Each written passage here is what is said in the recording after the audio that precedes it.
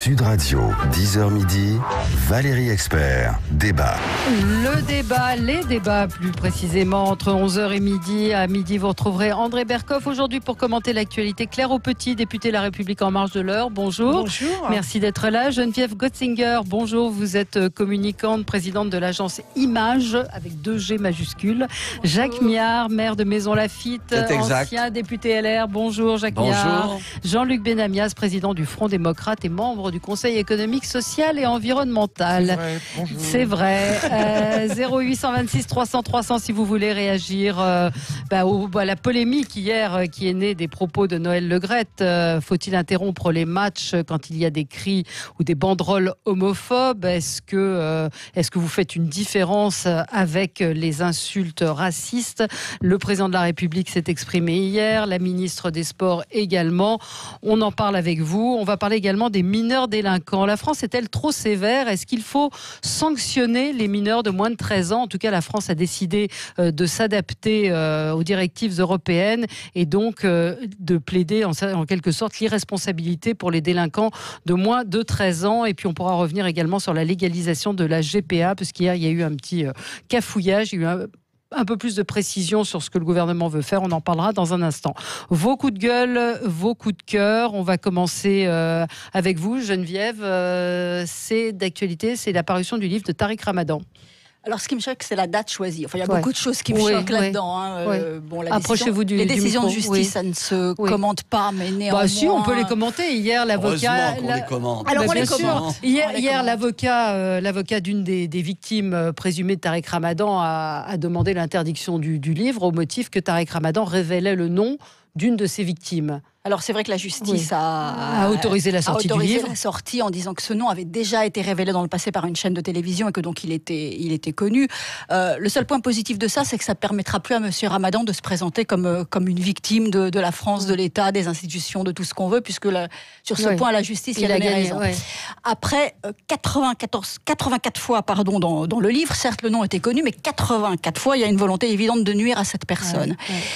Et puis, la date me choque, effectivement. On est le 11 septembre. Je pense que tous autour de cette table, on sait ce qu'on faisait le 11 septembre 2001. C'est quelque chose qui est resté très fort en nous, puissamment. On ne peut pas croire à un hasard sur le choix de... Lui dit que c'est un hasard, mais si c'est un hasard, il est particulièrement malencontreux, malvenu. C'est une communication très malheureuse. Il est porteur d'un projet d'islam politique, ce monsieur, très clairement. C'est un fondamentaliste qui incite au port du voile, qui incite à un certain nombre de choses.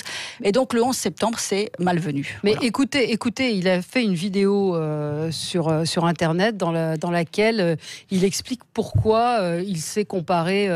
Pourquoi il a comparé son affaire à l'affaire Dreyfus, et c'est proprement hallucinant. Et c'est pour ça que ce dossier n'est pas l'affaire Ramadan. Et c'est pour ça qu'il faut comprendre aujourd'hui que si je compare l'affaire Ramadan à l'affaire Dreyfus, ce n'est pas de comparer Ramadan à Dreyfus, c'est de comparer la France antisémite d'hier à la France islamophobe d'aujourd'hui, en disant que le problème, ce n'est pas Dreyfus, ce n'est pas Ramadan, mais c'est la normalisation d'un racisme structurel, d'un racisme d'État qui ne dit pas son nom.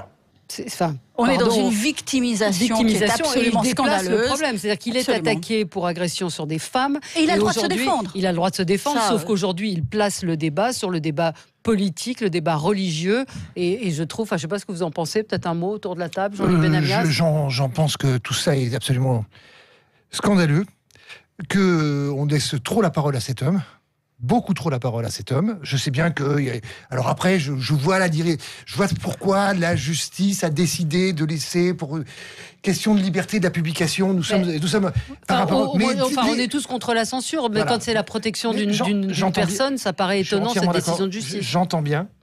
Et pour le reste, vraiment, à un moment donné, silence, quoi. Je veux dire, on ne lui donne pas la parole à tout bout de champ. Et or, il a plus la parole que n'importe que de ces femmes. Il a été invité une seule fois chez Jean-Jacques Bourdin, c'est tout. Après, je suis pas sûr qu'il ait été... Dans notre émission, les chaînes sont larges, vous le savez, Valérie. Les chaînes, il y en a beaucoup. Il a la parole sur beaucoup d'antennes. De cet individu avec lequel j'ai déjà débattu, y compris sur des chaînes anglo-saxonnes, c'est qu'il tient un discours en fonction du public qu'il a en face de lui. Mais bien sûr.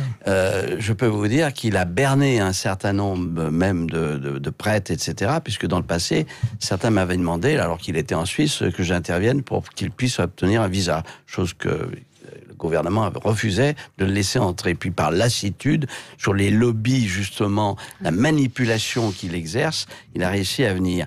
Mais cet individu est dangereux, il faut le dire brutalement.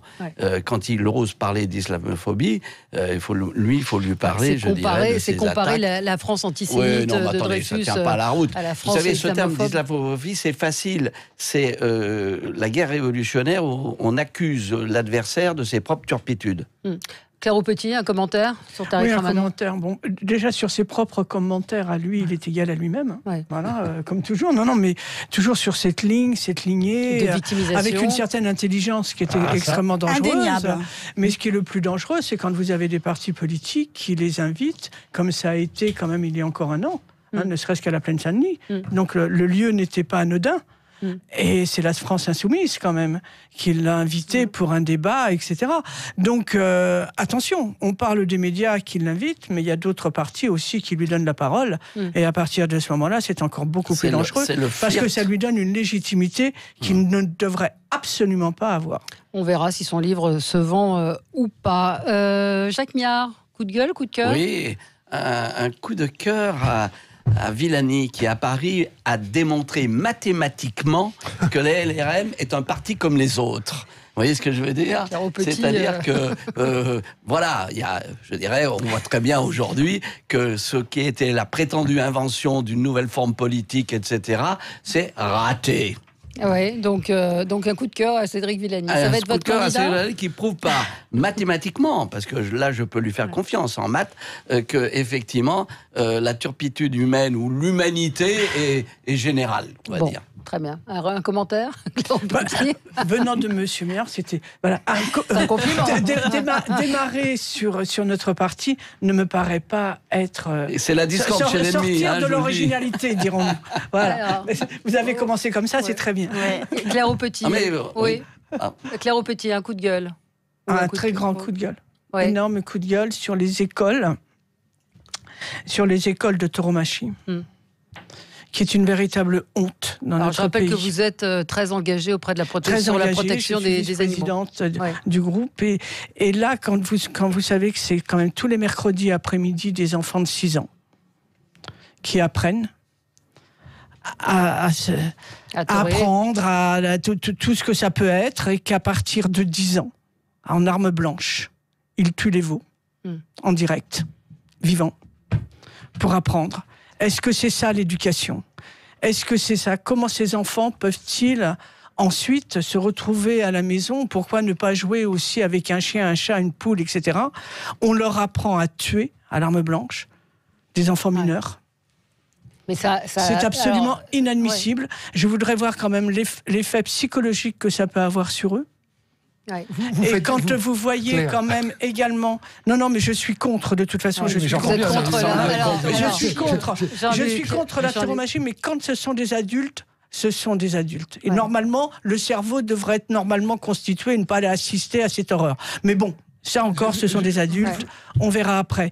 Mais des enfants, les former à l'âge de 6 ans, pour une barbarie de la sorte... Tout ça pour les plaisirs des hommes qui datent, et plus souvent des hommes et des femmes, d'ailleurs des adultes, moi, me choque énormément. Il y a d'autres loisirs que cela. Alors, non, mais je suis d'accord avec vous. Juste le problème, c'est que vous faites du Jacques Miard. C'est-à-dire qu'il y a deux minutes. C'est pas le problème. Je suis désolé, j'en fais pas. La question est celle-là. Je vais vous dire pourquoi. Non, mais ça fait rien. Je vais vous dire tout de suite. Je vais vous répondre tout de suite pourquoi je n'en fais pas.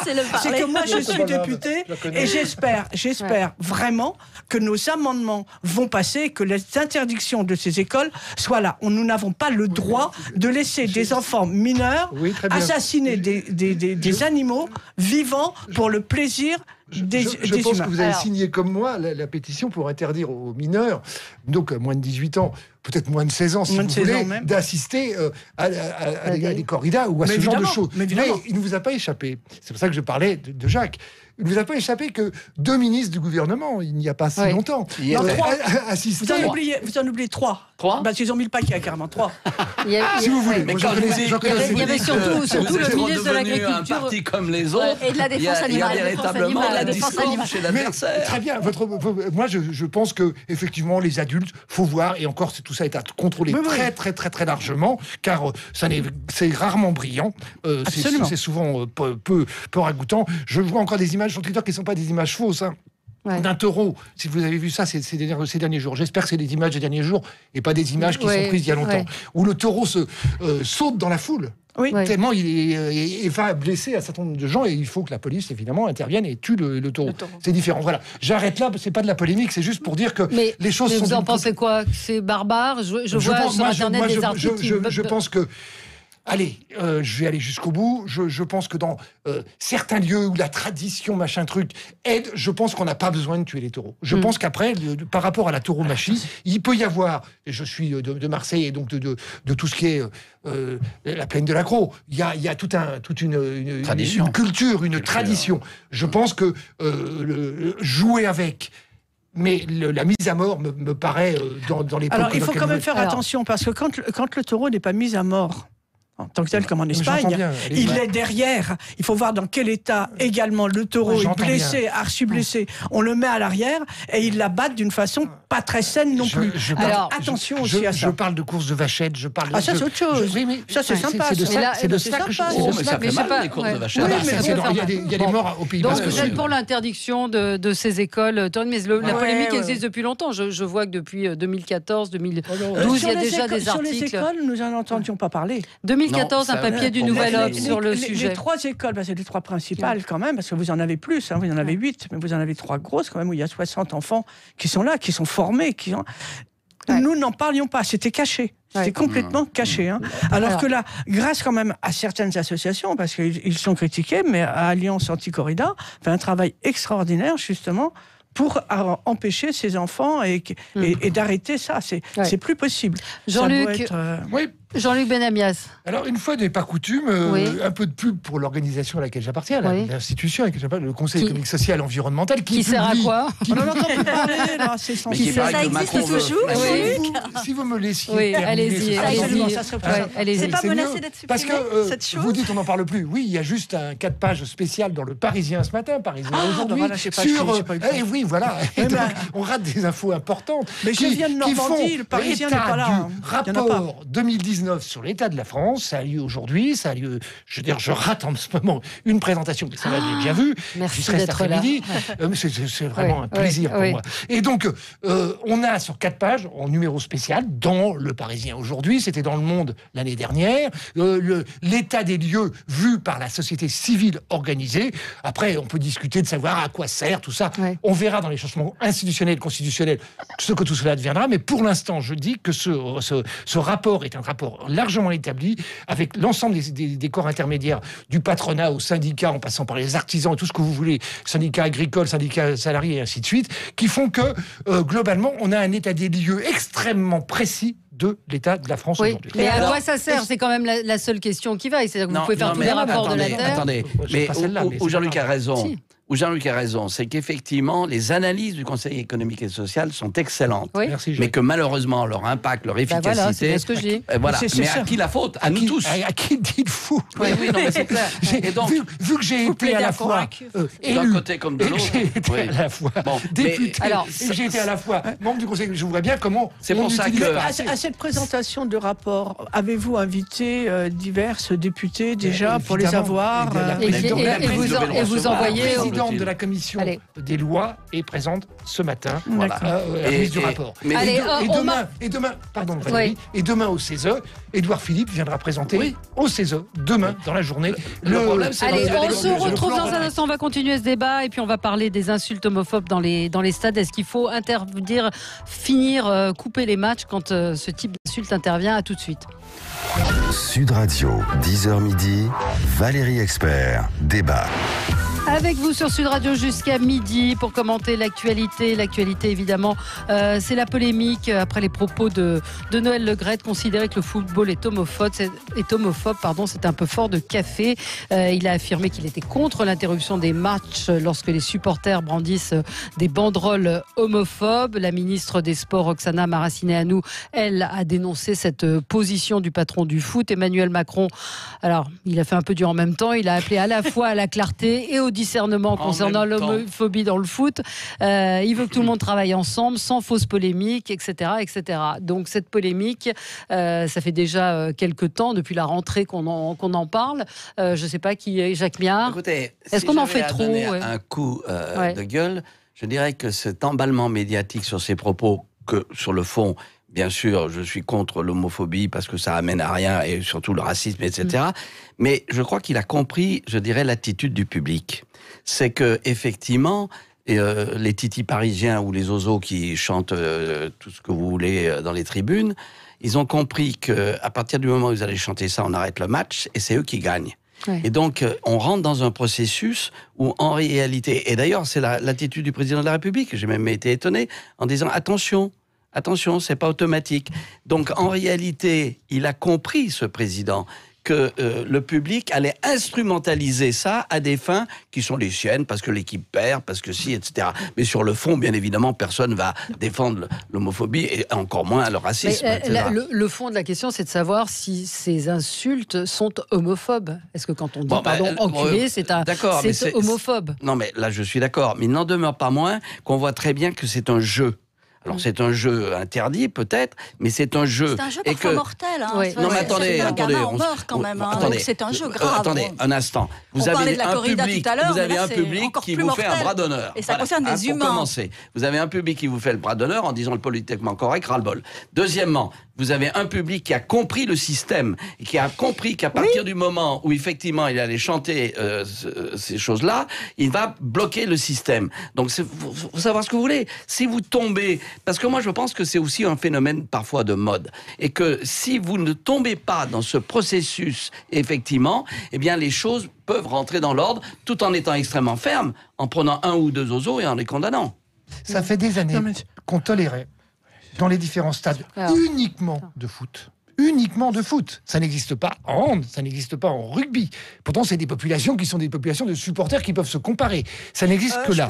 Clairement. Je suis pas sûr que le supporter de rugby soit le même que le supporter de foot. Pas loin, je peux vous le dire. Non, mais ce qui veut dire, c'est que c'est des masses. C'est des masses humaines, mais c'est pas tout à fait le même profil. C'est pas le même esprit, le rugby et le foot. On a accepté pendant des années des insultes par rapport à tout ce qui était, évidemment, par rapport aux Noirs, par rapport tout ça. On a accepté tout ça pendant des années. Tout d'un coup, on a mis un haut là. Or, l'antiracisme et la lutte contre l'homophobie, c'est exactement la même chose. Non, mais le parallèle, on est d'accord. Attendez, j'essaie de terminer, puis après, j'entends bien que je pense que Noël Le Graët a fait une grave erreur. C'est pas comme ça qu'il fallait le dire. Non, surtout pas s'exprimer. C'est-à-dire de mettre les deux de faire une différence. Pas ça. Par contre, évidemment que, Jacques, tu as raison quelque part, c'est que ce public qui a l'habitude de crier Parisien enculé, Marseillais enculé, parce que je le dis, parce que c'est la réalité. Dans tous les stades, 40 000 personnes. Et le zèbre, je ne sais pas. 50 000, et après banane et tout ce que vous voulez. Et à un moment donné, il faut que ça cesse. Ça n'est pas normal. Parce qu'il y a quand même... C'est un public large, de plus en plus. Depuis les différentes Coupes du Monde, c'est un public où il y a des enfants, c'est un public où il y a des femmes, c'est un public où il y a des homosexuels. Tout ça devient intolérable. Alors déjà, quand on parle d'un public, ce sont des Français. Donc ce sont des citoyens.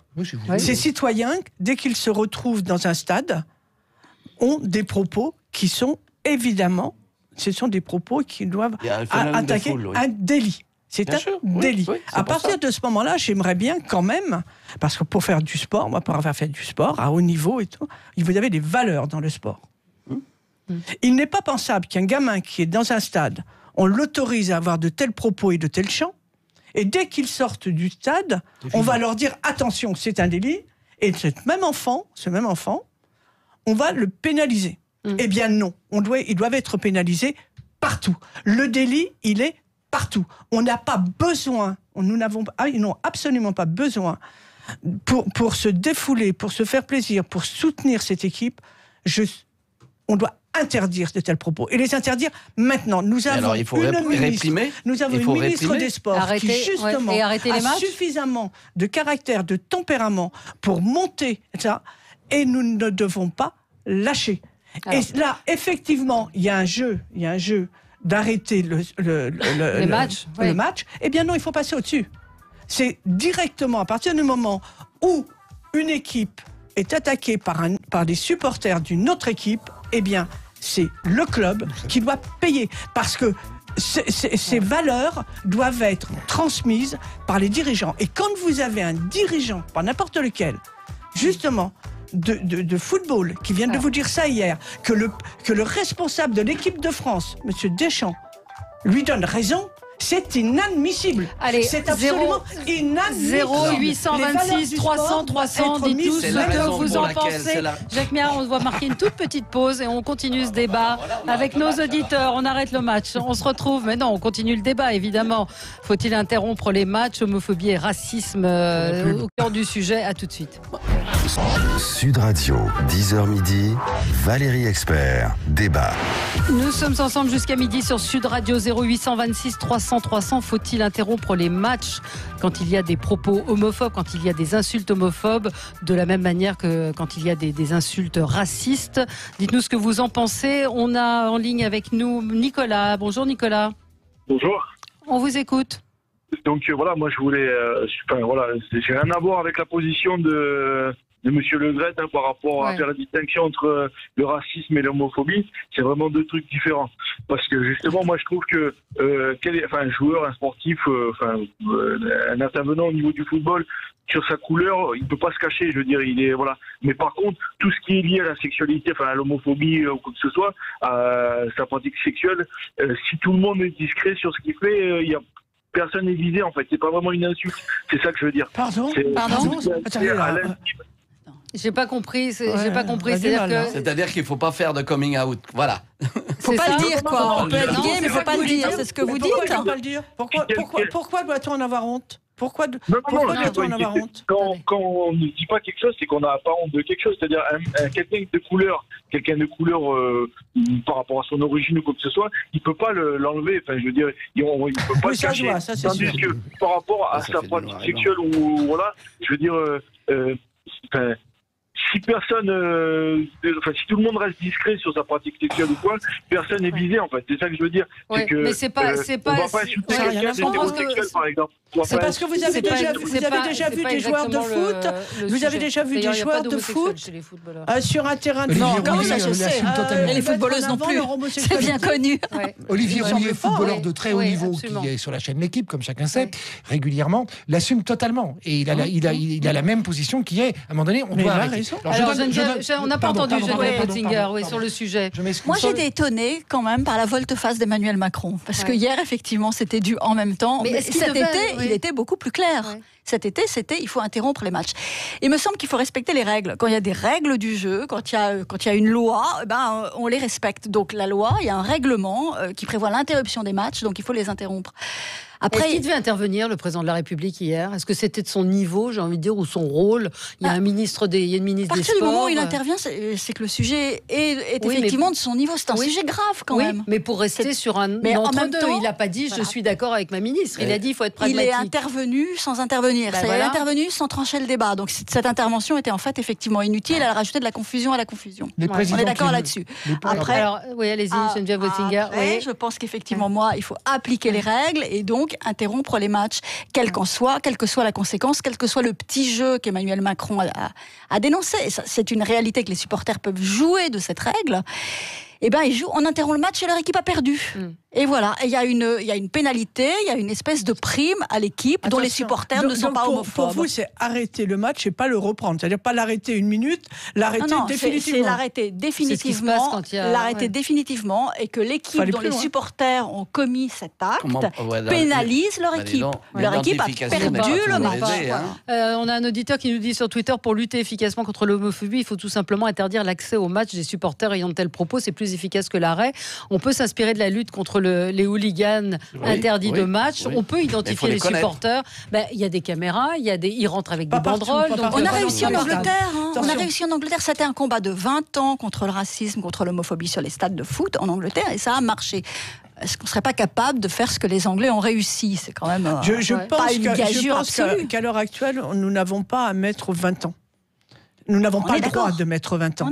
Donc, il faut vraiment que les règles et que ça soit. Il ne faut pas déjà qu'un dirigeant trouve des excuses. Il ne faut pas que également Bon, il n'a pas trouvé des excuses. J'ai pas envie de le défendre, mais il a évidemment tort à 100%. Là, c'est grave, ça ne l'est pas. Après, vous avez des gens qui disent je suis tout à fait d'accord, il ne l'est pas. Non, il n'y a pas de hiérarchie à faire. Il n'y a pas de hiérarchie. Il y a non. C'est fini. Le code pénal ne fait pas de hiérarchie. Le code pénal réprime les deux. C'est un délit. Le délit doit être. Comment ils vont s'en sortir de tout ça, votre avis? À mon avis, ils sont pris les pieds dans le tapis. Oui, là, ils sont difficile de s'en sortir. Et de toute façon, ça ne s'arrêtera pas. Parce que de toute façon, la lutte contre l'homophobie et contre le racisme ne s'arrêtera pas par rapport à tout cela. C'est permanent. Et moi, je pense que arrêter les matchs temporairement ou complètement, mais de toute façon, la perte de points, c'est ce qui fait le pire pour les équipes.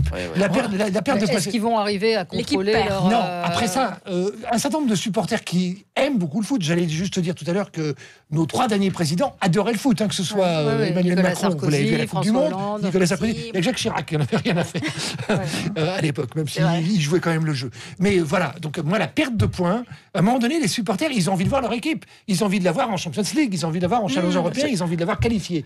Si à un moment donné, vous perdez 3 points, il ne restera plus que quelques supporters à la con, donc il n'y aura plus des groupes. Attention, regardez quand même, le Parc des Princes a réussi assez rapidement. Oh non, ça a été assez. Non, ça a été 20 ans, 25 ans de travail. Quand ils ont pris. 25 ans. Non, attention. Parce que rien n'était fait. Si. Rien n'était fait.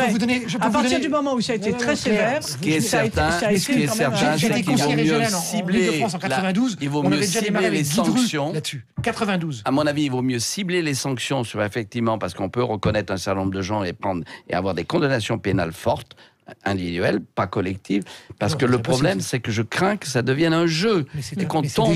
C'est déjà un jeu. Donc il faut sortir de cette problématique et taper par ailleurs. Enfin, Claire a dit quelque chose de très important tout à l'heure, quand même, me semble-t-il. C'est tout l'aspect pédagogique. On va au stade en famille, on y va avec des enfants en famille. Et effectivement, les enfants ne peuvent pas avoir des règles différentes au stade et en dehors du stade. Et ça, après, c'est toute l'éducation. Et là, il y a confusion dans leur esprit. On accepte ici ce qu'on refuse là-bas. Il y a des phénomènes de foule qu'il ne faut pas ignorer. Comment voulez-vous qu'après ces mêmes enfants qui font du football arrivent sur le stade et respectent justement ou soit leur entraîneur, soit les... C'est clair. Mais vous savez très bien que vous avez été sportif, vous savez très bien que les associations, les clubs enseignent justement la solidarité, le respect de l'autre, la tolérance. Et quand vous mettez tous ces gens-là dans un stade et ça commence à hurler, et là il y a des phénomènes... Ça existe en judo, ça existe en plein de sports, ça existe moins en judo, il n'y a pas autant de monde dans un stade. Bon, je suis désolé, il y a un million de licenciés. En 98, excusez-moi, mais c'était le même sport. J'étais au Stade de France, puisque moi j'étais présidente des commerçants des 10 villes qui recevaient la Coupe du Monde, donc j'ai fait tous les matchs de France et de Navarre. Bravo. Je n'ai entendu aucun cri. Oui. Et tout s'est très très bien passé pendant la Coupe du Monde 98. Oui, mais c'est pas, on peut pas analyser les systèmes fascistes, la manière dont ils ont mobilisé les gens dans des systèmes de foule. On a un phénomène qui y ressemble. Parce que ne tombez pas, je dirais, dans les panneaux un peu trop simplistes. Quand vous avez des phénomènes de foule, il y a des gens qui peuvent être responsables et qui peuvent être respectueux et qui tout d'un coup ça dérive. Les leaders des clubs de supporters sont là quand on les organise bien pour faire que les supporters ne suivent pas n'importe quel slogan. Bien sûr, sinon on leur enlève la carte et on n'accepte pas le renouvellement. On va changer de sujet dans un instant. On va parler des mineurs délinquants. Moi, j'ai été interpellée ce matin par cette information. La garde des Sceaux, Nicole Belloubet, qui a lancé une concertation autour de l'ordonnance de 45, ce fameux texte qui est fondateur de la justice des mineurs. Et donc, la ministre propose de créer un nouveau code de la justice pénale des mineurs et donc de créer un seuil d'irresponsabilité fixé à 13 ans. C'est-à-dire qu'en dessous de 13 ans, des mineurs délinquants ne pourront pas être jugés de la même manière. C'est déjà le cas, la responsabilité pénale est à 13 ans. Mais ensuite, l'irresponsabilité totale, on a vu malheureusement, il y a eu un gosse en Angleterre qui a assassiné. Je peux vous dire qu'il n'a pas été tenu pour irresponsable. Il y a un moment, on prend des mesures. Allez, on va en parler dans un instant. 0826 300 300. Et tout ça, c'est aussi pour se mettre en conformité avec les règles du droit international. Donc la France était trop laxiste avec les mineurs délinquants. Qu'en pensez-vous ? On vous attend. Sud Radio, 10h midi, Valérie Expert, débat. Avec vous sur Sud Radio, avec Geneviève Gotzinger, présidente de l'agence Image. Vous êtes communicante. Jacques Miard, maire de Maisons-Laffitte, ancien député LR. Jean-Luc Benamias, président du Front démocrate et membre du Conseil économique, social et environnemental, qui vient de remettre un rapport formidable à découvrir dans le Parisien aujourd'hui. Et Claire Aupetit, députée La République En Marche de l'Eure. Donc je voulais qu'on revienne sur cette décision, enfin sur la garde des Sceaux, décision de la garde des Sceaux qui va proposer de créer un nouveau code de la justice pénale des mineurs, donc de créer un seuil d'irresponsabilité fixé à 13 ans. C'est-à-dire qu'on jugeait effectivement les mineurs, mais c'est une disposition qui va préciser que les mineurs de moins de 13 ans seront présumés incapables de discernement. Ça signifie concrètement qu'un enfant de moins de 13 ans ne pourra pas être poursuivi pénalement. Mais en même temps, le juge des enfants aura toujours la possibilité de revenir sur cette règle au cas par cas. Mais la règle va être quand même l'irresponsabilité pénale. C'est pas acceptable. C'est pas acceptable parce qu'on a déjà vu des cas où un gamin de 11 ans avait assassiné petit enfant de 3-4 ans.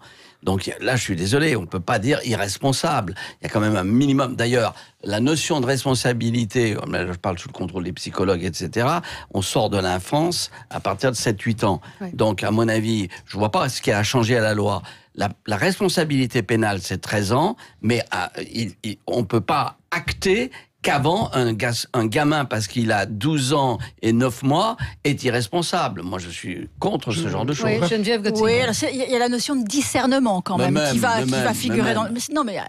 Pardon, mais il faut... Non, la notion de discernement est importante. Donc, au cas par cas, effectivement, voilà. Absolument. Moi, ce qui me semble grave, c'est que les enfants sont de plus en plus instrumentalisés aujourd'hui par des adultes pour commettre des actes violents, des actes de délinquance, avec ces bandes de petites filles même. Voilà, donc il y a quand même une explosion de la délinquance juvénile.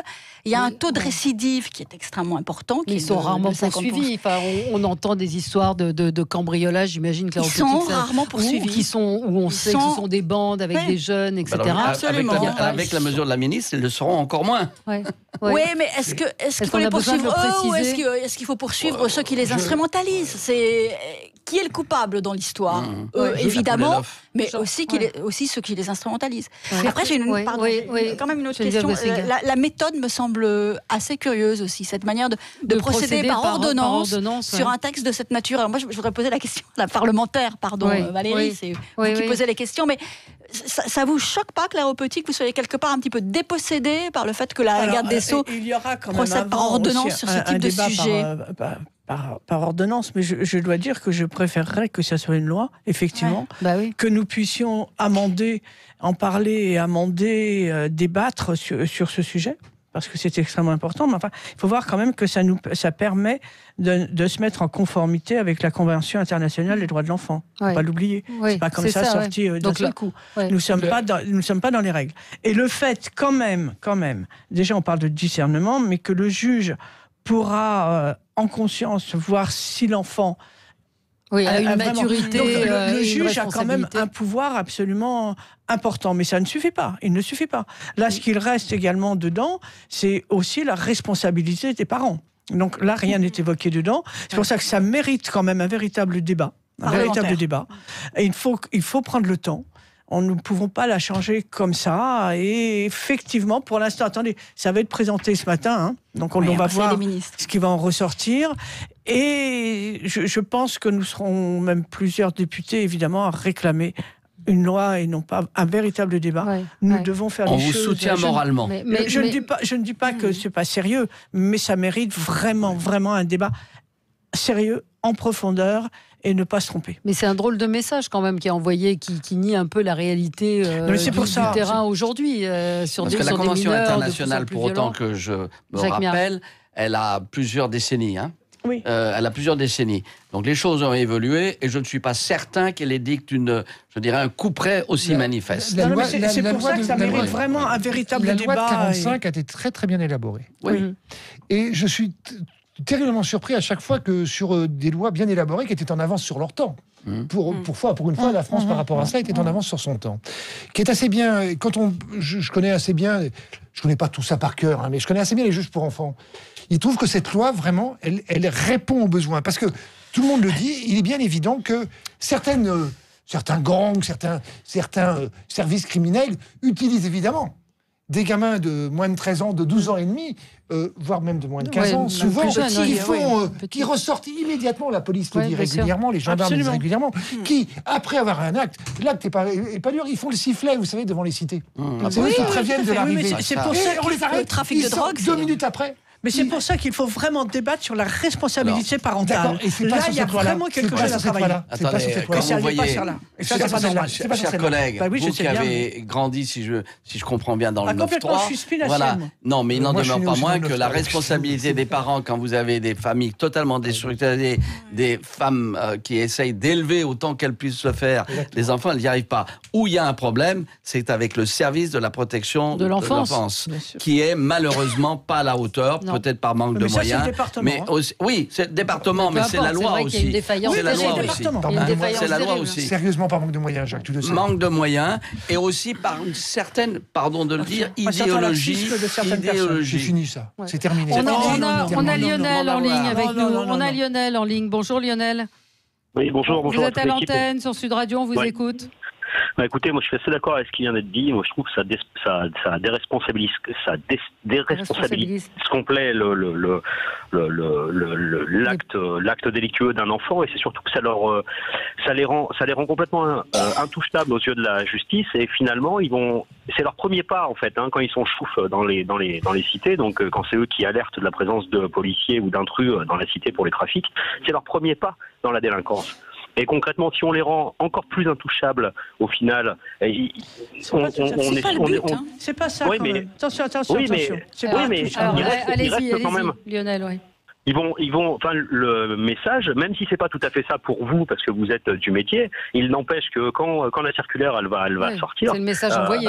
C'est le message envoyé. Et concrètement, dans leur tête, eux, ils sont pas avocats, ils sont pas juges, et ce qu'ils vont entendre, c'est qu'ils sont pas pénalement responsables. Ils auront la surprise, quand ils passeront devant le juge, de s'apercevoir qu'ils ne sont pas intouchables. Attention. Tout dépend du juge, si c'est un juge plus ou moins laxiste ou pas. Ça, c'est. Rappel à la loi. Pour certains. Pardon, je me permets de faire de l'humour. C'est pas moi qui l'ai dit. Oui, Jacques Miard. Oui, non, mais c'est rappel à la loi. On voit très bien qu'aujourd'hui, malheureusement, on est un peu, peut-être par manque de moyens, comme dit Jean-Luc, face à cette nouvelle délinquance.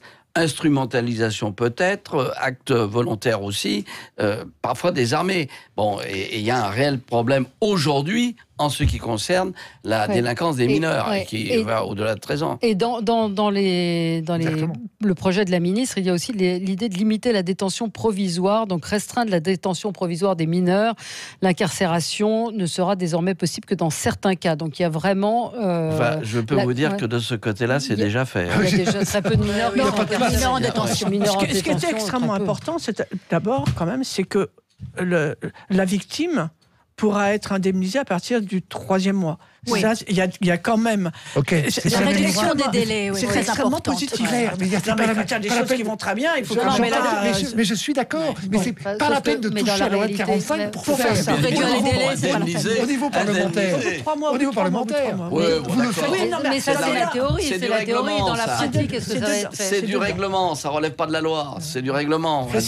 Pour l'instant, la loi n'est pas encore présentée. Pour le moment, c'est simplement ce qui va être présenté au Conseil des ministres cet après-midi. Alors attention. Au bénéfice de doute, vous serez condamné. Allez, je voulais qu'on reparle de la GPA. On en a parlé hier. C'est vrai qu'il y a eu un peu de confusion hier dans les déclarations des uns et des autres. Vous savez que le texte de loi bioéthique arrive à l'Assemblée. Et donc, c'est un projet de circulaire. Là encore, ce ne sera pas débattu. Un projet de circulaire relatif à la filiation des enfants nés d'une GPA à l'étranger. C'est-à-dire que des enfants nés par GPA seraient automatiquement les enfants des parents qui les ont fait concevoir, on va dire. C'est un sujet douloureux. Pourquoi ? Parce qu'effectivement, dans certains pays étrangers, la GPA est acceptée. Bien. Et souvent, par exemple, dans des pays où c'est véritablement la marginalisation totale du corps, etc. Ces enfants existent. Ils sont effectivement, avec un acte état civil à l'étranger, le problème, il est là. Le problème, c'est que je crois que c'est maladroit. Bon, moi, je vais vous dire très franchement, sur toutes ces affaires, l'absence du père me paraît assez dramatique. Bon. Mais là, il peut y avoir deux pères. Là, il peut y avoir deux pères. On est d'accord. Là, vous allez en avoir deux. On est d'accord, mais c'est sur la peine de manière générale. Mais ce qui est certain, c'est que ces enfants sont là.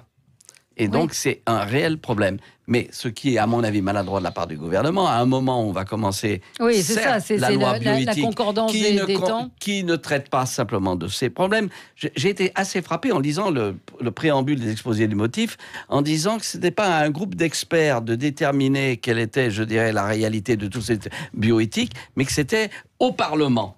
Et je trouve maladroit de la part du gouvernement sur un sujet sur lequel on ne peut pas être insensible. Vous voyez ce que je veux dire? Parce que les enfants sont là. Bon, mais je trouve vraiment maladroit que ça se fasse par circulaire de cette manière, et c'est une reconnaissance indirecte de la GPA. Parce que où je suis frappé, c'est que la GPA, en droit français, c'est un délit. C'est même quelque chose qui peut être condamnable. On précise que la GPA, ce sont ces enfants qui sont conçus à l'étranger. Mais ils sont conçus, etc., par des Français, avec, je dirais, qui ne sont jamais poursuivis en France. Donc là, il y a un problème. J'entendais hier une psychologue en disant c'est pas illégal. Si, c'est illégal. C'est illégal. Vous ne le faites pas en France. Mais vous présentez, l'État français, la justice française peut très bien poursuivre à l'étranger des Français qui commettent des délits ou des crimes au regard de la loi française. Enfin, qu'est-ce que c'est cette histoire? Mais c'est vrai que c'est la concomitance, on attaque le débat sur la bioéthique, on parle de PMA, donc la confusion, ou en tout cas le lien est automatiquement fait entre GPA. Et ce matin, Gabriel Attal qui dit lier l'ouverture de la PMA à toutes les femmes et la GPA est une espèce de fantasme qui est agité par des... Non, c'est pas un fantasme, il y a quand même un lien la très GPA, clair. Le lien est très clair, en fait. Le lien était très clair. Le Pacs a induit le mariage a induit la parentalité. L'égalité entre les sexes, et la PMA induira un jour la GPA. Et d'ailleurs, aujourd'hui, il y a une majorité de Français qui y sont favorables. Donc pourquoi est-ce qu'on peut pas avoir pourquoi est-ce qu'on peut pas avoir tranquillement ce débat pour la GPA, sur la GPA? Est-ce que c'est un débat interdit? C'est un débat tabou. On peut être favorable à la GPA. Il y a aussi des arguments pour la GPA. On peut très bien estimer que chacun a droit à l'utilisation de son corps comme il le veut, qu'on peut avoir le droit effectivement d'une GPA encadrée, comme on peut avoir le droit de se prostituer, et il faut lutter contre les gangs, mais pas contre les clients. Je crois que vous avez une vision tout à fait idyllique de l'humanité, vous. J'ai une vision libérale des choses, pragmatique. C'est jouer les apprentis sorciers, madame. Absolument pas. Et on a le droit. Il me semble qu'il y a... Idem en ce qui concerne la fin de vie et le suicide assisté. Nous n'avons pas entendu la même chose. Vous n'avez peut-être pas écouté quand même les questions au gouvernement. Il me semble quand même que la ministre a répondu que rien ne serait changé. Non, pas du tout. Elle a bien répondu que rien ne serait changé. C'est-à-dire à partir du moment où le père est français, seul le père, le géniteur, aura le nom de père et français. L'autre homme, l'autre qui deviendra le père, doit faire une demande d'adoption. Rien n'est changé. Il y a eu hier matin... qu'est-ce qui change alors? On peut le regretter. Donc rien ne change. Il y a une circulaire qui va passer. Absolument pas. Mais bien sûr, le principe est qu'il n'y aura plus besoin d'aller devant les tribunaux pour faire reconnaître la paternité. La filiation sera automatique. Mais quand ça sera le père géniteur. Mais ouvrons le débat. C'est un sujet qui... très douloureux, c'est sûr, qui dépasse totalement le fait de la GPA, qui est vraiment sur l'enfant et l'ensemble de l'humanité telle que nous la percevons 15, 20 ans, 30 ans par rapport à l'évolution des sciences. Et on est dans quelque chose. Il y a plein de séries excellentes sur les différentes chaînes qui racontent ça absolument toutes les semaines, sur les dérives possibles qui peuvent arriver par rapport à tout cela. Donc, c'est très bien de parler de bioéthique. Mais alors, il n'y a pas une énorme hypocrisie de la part de la France à dire pas chez nous, mais en même temps, si vous allez ailleurs, on va ramener vos enfants. Évidemment, puisque c'est pas... Moi, j'attends du gouvernement français qui prenne une initiative internationale pour interdire la JPA. Et parce qu'on joue les apprentis sorciers. Il faut l'encadrer. Arrêtez de jouer avec le corps humain à longueur de temps. Je ne la voterai jamais. Quand on a été mère, quand on a porté un enfant, automatiquement, pendant 9 mois, vous le sentez grandir, vous le sentez bouger. Lui entend mais quand votre vous ne voix pouvez pas être mère. Donc on ne peut pas dire, on ne peut pas dire, adopter le plus possible. On ne peut pas dire, on ne peut plus adopter. On ne peut plus. Il y a plus. C'est très compliqué. Alors il y a des cas d'adoption. Attention, quand vous dites on ne peut pas être mère, à partir du moment où c'est la mère qui à moi c'est pas le fait de ça, c'est surtout qu'une femme porte un enfant pour une autre femme, pour un autre couple. C'est là ou non? Il n'en est absolument pas question. Moi, je ne voterai pas pour ça. Mais c'est pas d'actualité. Quand on parle de l'achat et que l'on va payer le corps d'une femme, non, le corps d'une femme, vous avez 1000 fois raison, madame. Pendant 9 mois, elle sent cet enfant. Cette déchirure qu'il peut avoir après. Et c'est pas ce que racontent ceux qui témoignent et qui ont eu. Mais quand vous avez des enfants handicapés qui naissent de la GPA et que les parents qui l'ont commandé, entre guillemets, le refusent, comme on a vu les cas, mais où va-t-on? C'est fini pour aujourd'hui. Dans un instant, vous retrouverez André Berkoff. À demain. Bonne journée sur Sud Radio.